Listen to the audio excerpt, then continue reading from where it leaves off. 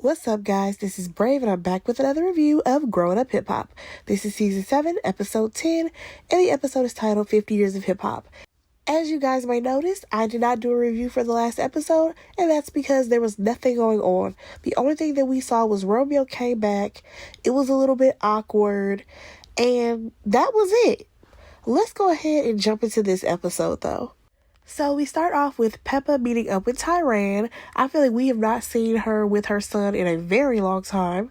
They're coming off the heels of her getting her star on the Hollywood Walk of Fame, which is a big accomplishment for Salt and Pepper as a group, as well as just Peppa being Peppa. So congratulations to her. Now, they talk about this wedding because you have Peppa being like, you need to go ahead and figure out your outfit, all this stuff, while Tyron is like, not so fast. I'm not even sure if I'm going to go, because at the end of the day, it's not like they even wanted me at their first wedding, because they could have easily made a phone call and said, hey, I need you to come down here because we're going to get married. There were other people at the wedding that were not even family, aka Lazy and Tiny, and why wasn't I invited? Now, one thing that I will say that I appreciate about this scene is the fact that Tyron, he stood on how he felt. He had to explain to his mom multiple times, like, this is how I feel. This is how I felt going through that situation. And as we already know, because Egypt is the baby and Egypt is the girl, they baby Egypt and they let her get away with everything. Although Peppa was saying, oh, I get what you're saying, you're absolutely right in your feelings, she was still trying to get him to go ahead, come to the wedding, because it's Egypt. You have to support Egypt. Everyone has to support Egypt. It's like, no, Egypt has been doing hurtful things to people left and right, but you don't ever hold her accountable. So Tyron is like, nope, at this point, I'm not going to the wedding. I'm not going to go. And I'm like, you know what? Stand in it. I don't think that you should have to go, especially considering you are her only big brother. You have actually been supportive of Egypt more than anybody else besides her mom. She should have had you at the first wedding, regardless of COVID or whatever. He could have quarantined. All right, now let's hop on over to Tretch and Lazy. They meet up at a bar, and of course, Tretch, he offers Lazy his condolences, because we all know Lazy, he lost his mom. And then they go on to talk about this whole 50th hip-hop thing that Lazy's putting on. And Tretch is over here listing how all these kids are going to be involved. He's like, yeah, because we got Sequoia, and we got Lil Easy, all this stuff. And I'm just like, you're saying that as if these people are, well, relevant. Like, no offense to them in this show, but it's not like they're actually dropping singles and they're actually, performers and actually going into the music industry, and it's their craft. All these kids are just pretending to do music so that way they can stay on this show. All right, now we get on the topic of what's going on with Tretch, and he feels some type of way about Sam. Now, according to him, of course they did have that conversation between him and Tyron, where Tyron mentioned how Sam was feeling some type of way. But now, Tretch has gotten word that Sam called him out his name, and he don't like that at all, because at the end of the day, he has not been disrespectful towards Sam, so therefore, he's not tolerating any type of disrespect. Now, according to Tretch, he feels like because Sam knows that Egypt will always be taken care of. She does have famous and rich parents. So basically, Sam will always be this guy who is leeching off of her. And I'm just like, Tretch, we all have been trying to tell you this for I don't know how long. So it's crazy to me that you went along with all this foolishness, and now it's finally hitting you that this guy infiltrated the family and played all y'all. So at this point, you have Tretch saying that TT's not going to the wedding. So of course you already know Sean ain't going. Tyron doesn't feel like going. And him and his wife do not plan on going to this wedding. And I'm just like, dude, this man has literally come into your family and destroyed everything that y'all have actually had before. That is mind-blowing to me. Sam really did go into their family and blow some things up. But let's go ahead and slide on over to this conversation between Angela and Romeo. So they meet up at this salt room place, and I'm just like, ooh, I kind of want to go to one of those. But within this conversation, I feel like Romeo was definitely accountable for the things that he said, even though they did not really go into detail as to why he said the things that he said. I guess they were just going to, let things blow over and then try to move forward. She was definitely receptive to what he was saying. And I will say this, when it comes down to why he was feeling some type of way about what Angela was doing on social media, I do think that him being her friend and knowing who she was, the type of family that she came from, to him, it did not make sense that Angela was always on the internet posing in a bikini, whatever. You know what I'm saying? Because honestly, if y'all went back on Angela's social media, actually you can't even do that because she has deleted all her other photos since she has gotten with Yo Gotti. And she was definitely a girl who was always laid out on the beach, in a bikini, whatever, showing off her body. And I guess he felt like that's something that Instagram girls do. And the Instagram thoughts, remember that was a thing? And Angela didn't have to do that. I think that's where he was coming from. But he definitely should have had a conversation with her. And honestly, that could have been a conversation that was had off camera because it became extremely messy. And then the families got involved once Master P started to say stuff about JoJo. Like, it just blew up unnecessarily.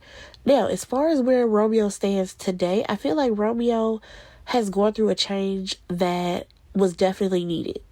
Him becoming a father, we did see him meet up with his mom on the last episode, and I'm just like, yes, I'm glad that you were able to rebuild a relationship with your mom, because if y'all already know anything about Master P used to have Romeo tucked under his thumb, okay?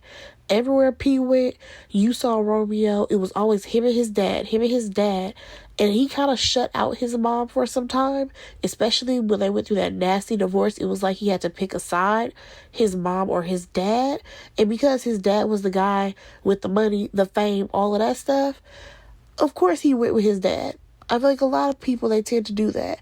Even though now he has realized that no, your mom was the one who held it down. Your mom was the one who was stable. Your mom was the one who was there for you the entire time while your dad was out on the road doing his own thing. And he was over there being a part-time daddy. If we want to be for real, regardless of how much money Master P had or all the things that he could give his children, he was still a part-time daddy. He would come in when he felt like it, leave when he felt like it, because he would say, oh, I'm going on tour. I have a show to do. I have this to do, that to do. And I'm not knocking that because at the end of the day, that's the career that he chose. But what we not about to do is act like these celebrities be like the number one dads. For real. Like, some of them definitely put in the effort, but I can totally see how Master P used Romeo to pivot his own career, and also how he tried to use Romeo against his mom. Nonetheless, I can go on and on about the relationships between celebrity fathers and their children, but I'm not going to do that. As far as Romeo being a dad now, I think that has definitely softened him and changed him. And to learn that he is now engaged, he's already wearing a ring, I'm happy for Romeo. Good for him. Now, I wonder if this is going to be the official return of Romeo for the next season. Alright, so then we get this conversation between Sam and Lil Easy. So they talk about how the wedding is coming up, Egypt is 7 months pregnant, and he still has this court case that is happening 2 days after he gets married. Lil Easy actually shares his experience of a similar situation to where he went in for a progress report, and the judge ended up handcuffing him then, and he ended up doing a year in jail. Now, according to him, his children did not know where he actually was at the time because they thought that he was on a tour in China, and that's where he was. He did not let them know that he was actually in jail. However, his daughter actually let him know that it really affected his son because his dad was not in the home with them. And according to E, he was there for his children. He was, picking them up. He was doing activities with them. He was a very active father. And for him to be gone for a year, I can absolutely see how that can affect a child. And that is very sad. Now, as far as Sam's situation, though, he has the possibility of getting probation. He could possibly do 1 year in jail. He could possibly do 4. So we just have to wait and see how that actually plays out. Now let's go ahead and slide on over to the next scene. All right, so now we see this scene with Angela and Vanessa. Honestly, there was not much to this conversation. They just talked about how she worked things out with Romeo. Everything's good. They've cleared the air. And then also, Vanessa was trying to get into her business. It was like, how's the dating life going? And Angela was mum's the word. She didn't say anything. So it kind of makes me wonder, because this season was only 10 episodes, and I feel like they're breaking the seasons in half at this point when it comes to this show, because we did not get the drama that Romeo had with his dad, and we also have not gotten Angela and Yo Gotti. So maybe that's going to happen in the next season. Now let's go ahead and move on. So now it is time for the 50th year hip hop celebration that Lazy has, put together. So we see all the kids are arriving. Whoop-de-woo, who cares? When Creed decides to show up, she comes in, she speaks to Aaliyah. I want to say Easy was there and JoJo. And the first thing that comes out of her mouth is the fact that, I was going to support you guys, but there was a person with a bonnet on. They were disturbing me. We're not friends. Why are you talking to me? So basically, she literally got there. Bree probably spoke and said, hey, Cree, just niceties. And Cree has attitude. So she then goes on to, whoa, it's me, Cree, with the rest of the crew, to make them feel some type of way about Brianna, like she always does. And I'm just like, Cree, you're stirring it up yourself. Like, I understand you and Bree, y'all are not friends, but if this girl is just trying to, be nice, be cordial, say, oh, hey, Cree, why are you that mad about it? Like, you can just say, hey, and keep it pushing. This is not even worth the conversation. So Sequoia, she goes to do a temperature check with Brianna. She's like, Cree is over there saying that you spoke to her and it's like an issue. Like, what's going on? Oh, why she do that? Because Brianna literally yells across the room to Cree and is like, hi. I fell out laughing because I'm just like, Brianna is going to take it to the next level. And honestly, I'm not even mad at her for it, because I'm sick and tired of Cree. Cree can go. Next season, she don't need to be here. I understand that she worked her way into the Simmons lives, and she has finessed her way into being their friend. So that way, because Angela's the executive producer, I think Vanessa may be one as well, it kind of put her in like a good spot.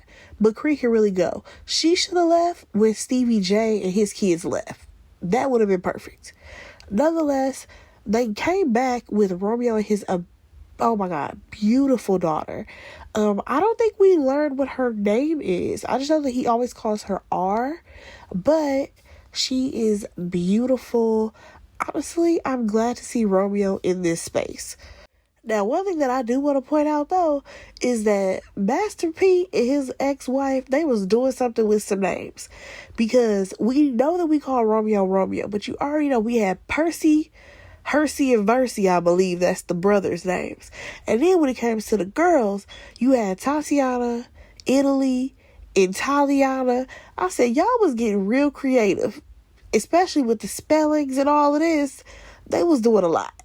Nonetheless, I love that they were going to be very supportive to his niece, because we already know that his sister passed away. So I love seeing that all of them plan on pitching in to help raise that little girl, because at the end of the day, she's going to need so much more support because she no longer has her mom there.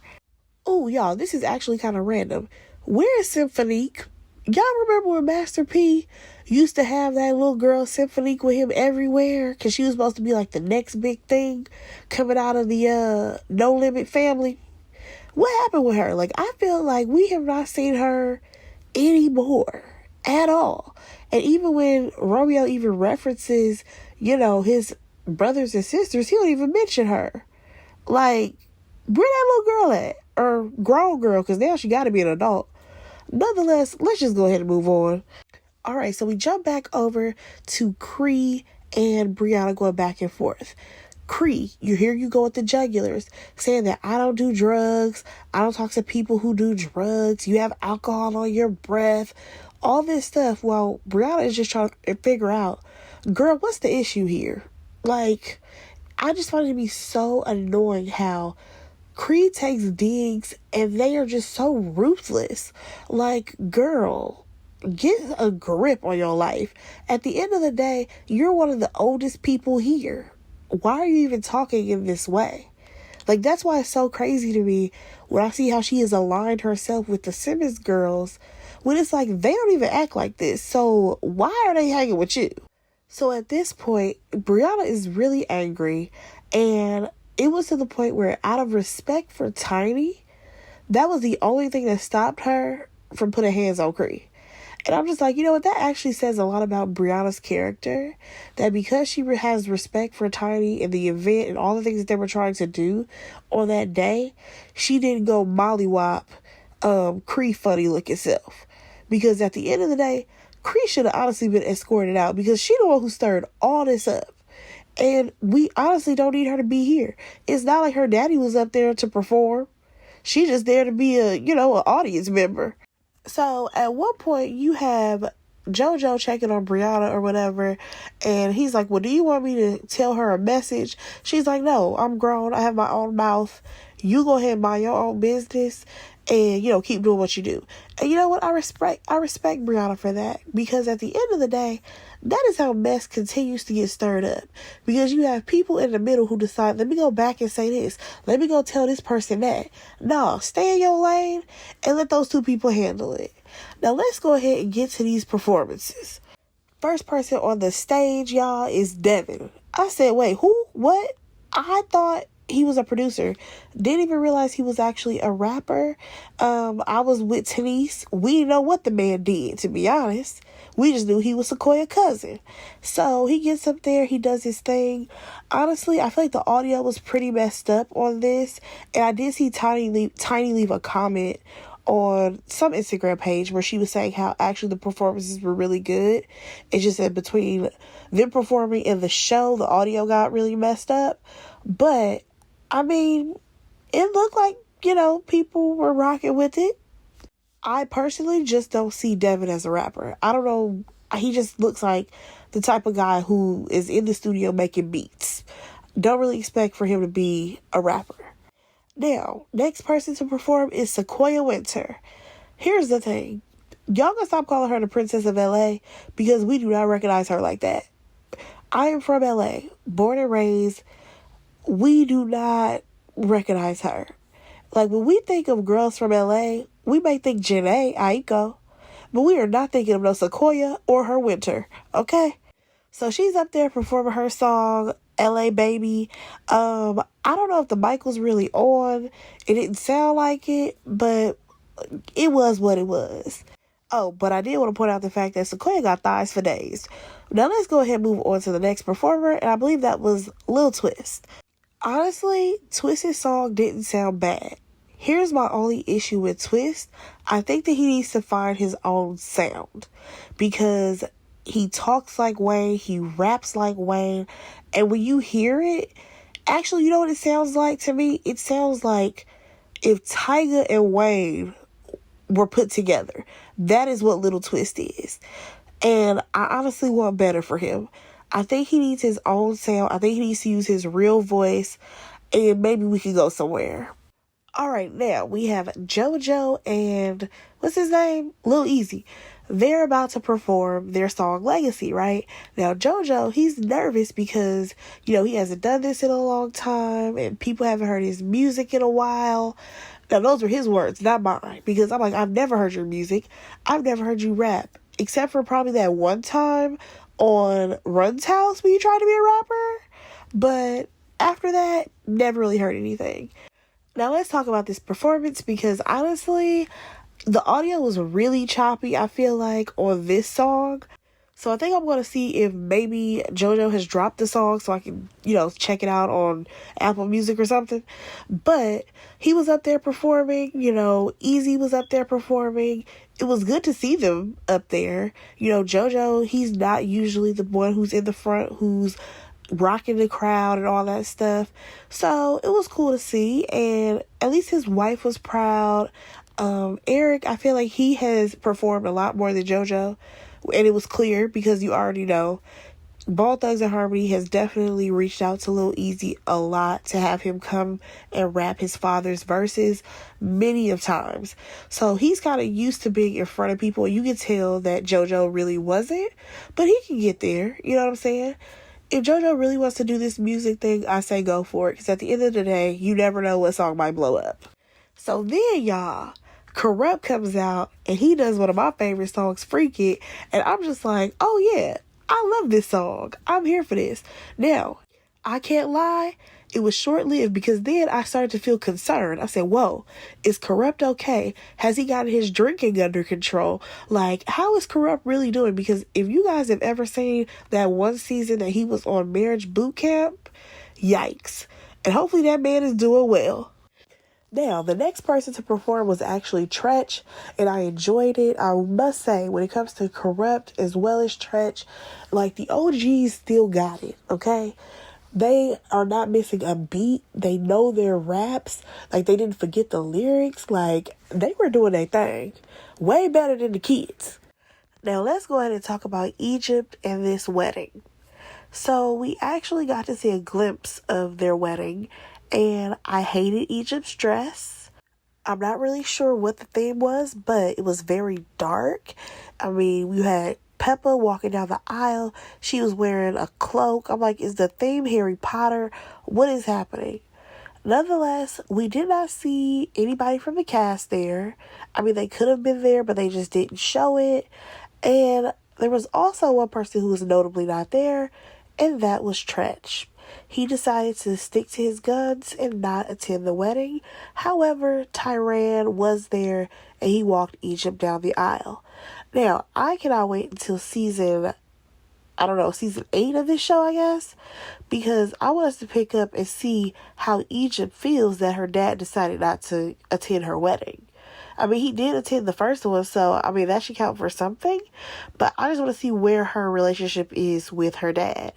Now, we did see at the end of the episode that Sam lives to fight another day because his court case got pushed back yet again, and their baby is due in March, and it's March right now, so I haven't seen anything. Maybe someone else may know some information if Egypt has had this baby yet, but I don't know. That was this season of Growing Up Hip Hop. Honestly, I feel like there was nothing really going on this season.